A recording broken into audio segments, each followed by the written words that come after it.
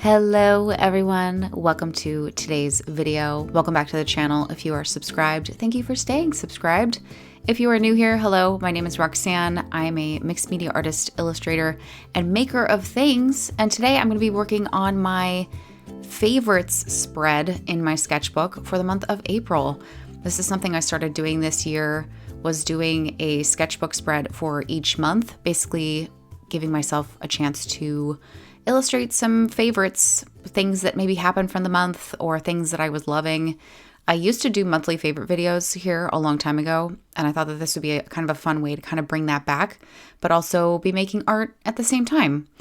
That said, this series has been really interesting because I feel like it's taken me a couple of months to kind of settle into a vibe or what I want to do. Especially you can kind of see just in the quick flip that you saw right there, kind of the January spread to this one that I'm working on here, which we'll talk about in just a moment.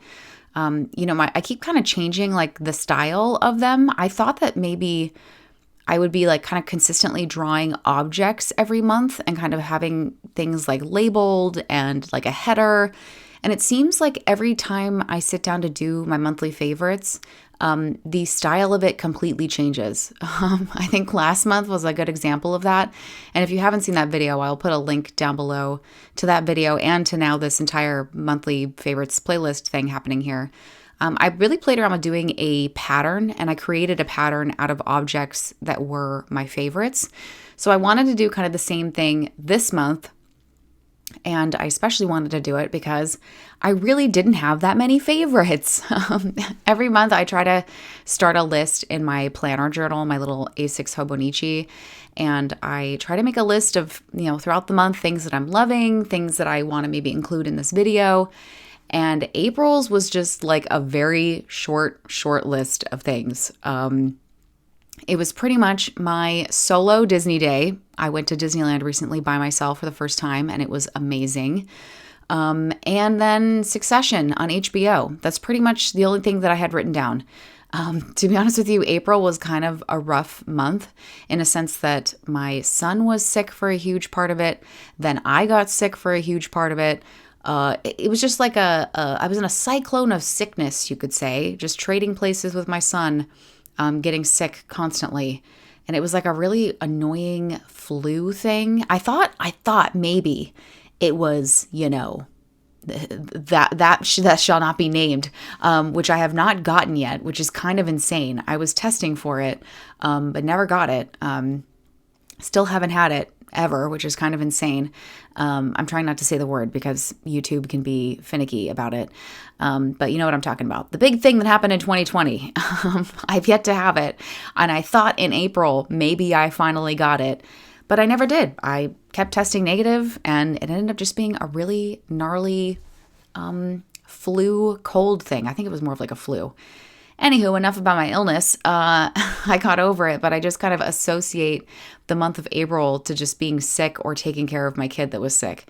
So not a whole lot of favorites to report. I did in one of those weeks, though, manage to sneak away to Disneyland.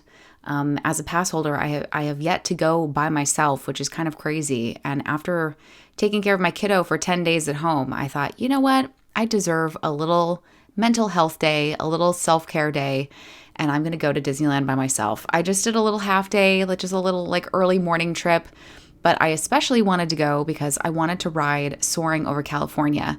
If you're unfamiliar, Soarin' is a ride at Disney California Adventure, and when it first came out, it was Soarin' over California, and so all of the locations that you would essentially fly over were in California. They have since changed it now to Soarin' over the World, which is also where it is at, what is it, Epcot? I think it's at Epcot.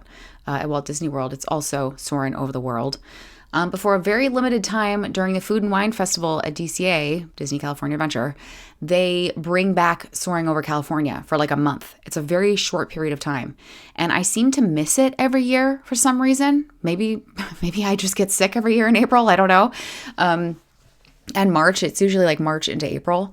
And I was looking back, trying to remember, when was the last time I rode Soaring over California? It had been a very, very long time, years, I think. So I thought, you know what, as part of my little solo day, I'm going to make like my main goal to ride Soarin' Over California because in my opinion, it is far more superior to that of Soarin' Over the World. Don't get me wrong, Soarin' Over the World is fun too, but there is something about the Soaring Over California version that is infinitely better.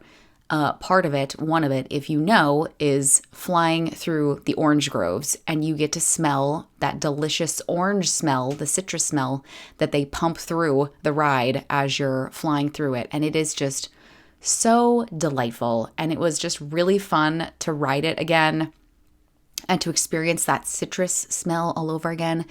So hence all of the oranges. That's why I decided to do just like a fun orange pattern because I thought that it encompassed not only just being able to do the ride again, and I haven't done it in a really long time. It's a very like memorable moment and like it brought back a lot of just like classic Disney memories for me.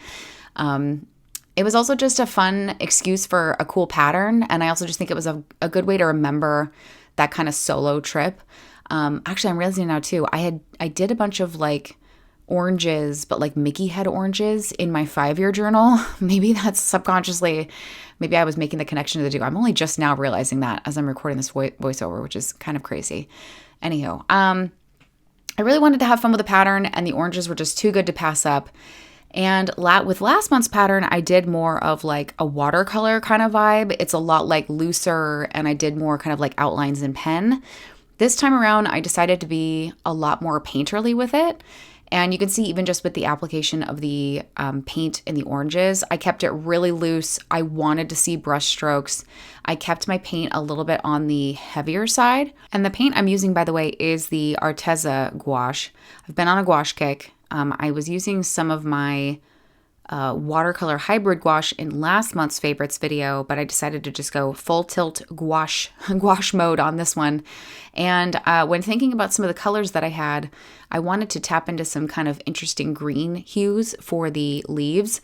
And I immediately thought of this like olive green color, which was kind of the mid-tone color for these leaves that I had in that Arteza gouache kit, which I will say, well, side note, those Arteza gouaches were gifted to me. They did send those to me. I did not buy them, but I do recommend the Arteza gouache as like a great beginner's gouache if you're unfamiliar with it. It feels very much like an acrylic, but it does have that consistency of gouache if you really apply it the right way. Now, mind you, I'm very lazy when it comes to paint. I don't really like mixing colors, with the exception of watercolor. I'll mix colors if it's watercolor.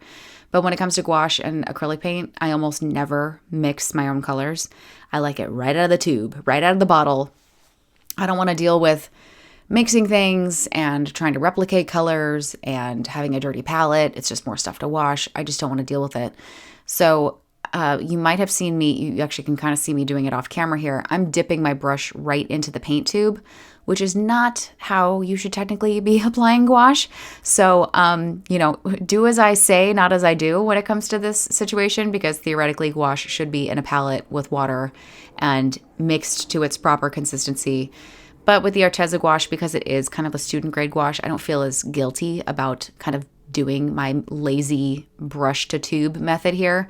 But I also feel like it helped me get a lot more of this sort of painterly look, which is what I was going for. I really wanted you to be able to see the brush strokes. And you can see that with the oranges. So when it came to selecting my colors for the oranges as well as the leaves, I really just kind of keep it simple. I picked 3 different, hues within the same kind of color family.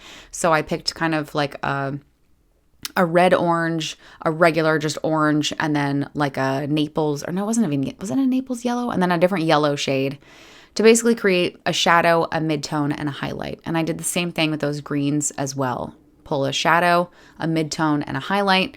They don't even need to necessarily be, blendable per se, because I was kind of layering them on top of one another. And you can really see that with the highlight and the leaves. I was very intentional about the application of that kind of afterwards, really coming in after my paint was already kind of dry and just laying it on top because I wanted to see those brush strokes because I just thought it would be kind of fun and really bring the whole thing to life. It was also just really fun using very vibrant colors for this. Again, my color renaissance continues here. But this is probably a more like realist approach to illustration, which I normally don't do all the time. But it was certainly fun. And I even went as far as adding some little like orange blossoms. Is that what you call them? The orange flowers, orange blossoms. And I did those, I think I did them at the end, or maybe I don't even remember at this point. Again, I filmed this a week ago, so I'm just coming in after the fact. But one thing I did know for sure is I wanted to have a really fun, contrasting, solid background against that orange. I almost went with like a teal color, but I had done teal the previous month. So I decided to mix it up and I went with a pink, which you'll see me apply in just a moment. And the pink, I actually used my acrylic wash, I think, for that, because it was the perfect shade of pink against that orange. And I was really happy with how it turned out at the end.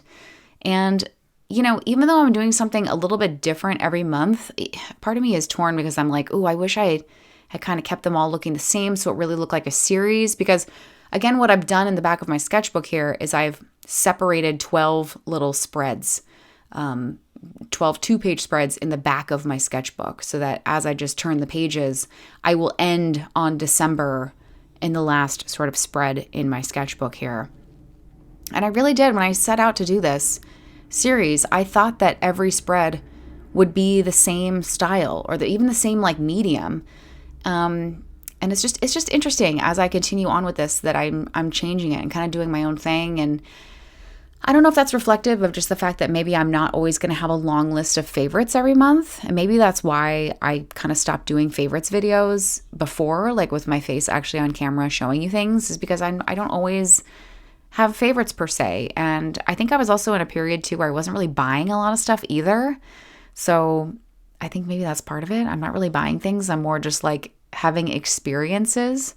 And what better way to kind of illustrate that than just like a really fun, vibrant pattern, which does have me thinking, is this series just turning into my monthly favorites as a pattern?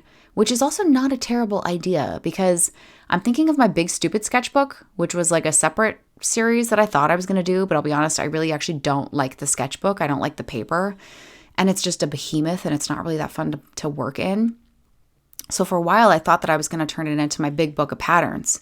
And I have a couple of pages in there that are all just purely patterns. But again, I don't like the paper. It's not really user-friendly for mixing and wet media, which I use a lot of. I want to be able to have the option to either do watercolor or paint like this, or even ink and be like really wet and washy with it.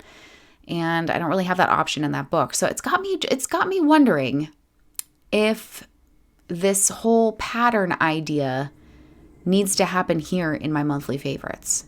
That maybe now just every month I try to create a pattern representing a favorite moment or thing or things from the month. What do you guys think about this? Maybe I'm overthinking it. I don't know. Either way, I was really quite happy with the way that this whole little page turned out. Again, loving the gouache. I had to resist overworking things, and you'll see that in just a moment. I do see, by the way, that I went in and did the little orange blossoms after I did the background, which is wise because I knew I wanted to do sort of like a creamy yellow-white paint for the blossoms, and that's a lot easier to apply as sort of like a final detail after the fact. And there was a lot of detailing that went into this, and that's what I mean by I really had to pull myself back a little bit because I was very tempted to come in with a black pen and start adding all sorts of black details and outlining things.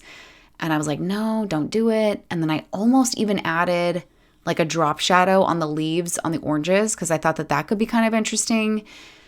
The other thing with oranges too is that I wanted to try to capture some of the texture of the skin, which I think I managed to do through that sort of shadow color that I chose with the orange, that red orange color, which is actually really, really pretty. Again, that's from the Arteza gouache. But I did end up doing a little bit of paint pen detailing with just a white pen to just sort of add some of those little highlights with just teeny, teeny, tiny little dots. And I didn't even cover the entire thing, just a little bit. And that seemed to add just the right amount of detail. And you'll see me starting to do it here. Where it just gives it that like juicy kind of look to it a little bit, right? Without it being like a full ginormous highlight. But even just looking at this now, like I have to, nudge my brain in a different direction of like, not everything needs a black outline, So I ended up just grabbing my little red and blue Mitsubishi pencils that I sketch with so frequently, which, by the way, did we see at the beginning of this video, I actually showed myself sketching? That doesn't happen very often, folks. Like, I very rarely film myself sketching because it's very challenging. It sometimes really throws me off. But I guess on this particular day, I was feeling it. I was in the groove, and I actually kind of like forgot that I was filming myself sketching for a minute. So extra special treat with this video. You actually get to see me with a pencil in my hand. But yeah, I ended up picking up that red and blue Mitsubishi pencil, and I used that to kind of create a little bit of an outline without going too crazy. And that is also the perk of that Arteza gouache, is that it is friendly with colored pencils. Most gouache is not. Certainly any kind of Holbein or acrylic gouache, you can't really come on top of it. And you can see it even when I use the red to sort of outline the oranges a little bit. I'm hugging more of the orange side of the paint than the pink side, because the pink it would not take the pencil at all. But again, on top of the Arteza, it does play nice. So I added a little bit of that kind of red around the orange, which on camera you can kind of see, but in person it did just add a slight bit of a contrast. It just made it pop just a little bit more. And then using the blue on top of the leaves was just really nice.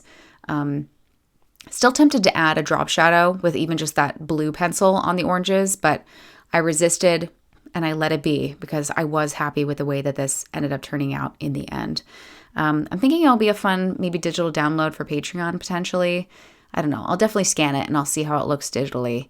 You never know when I go to scan something. As I like to say, my scanner is where artwork goes to die.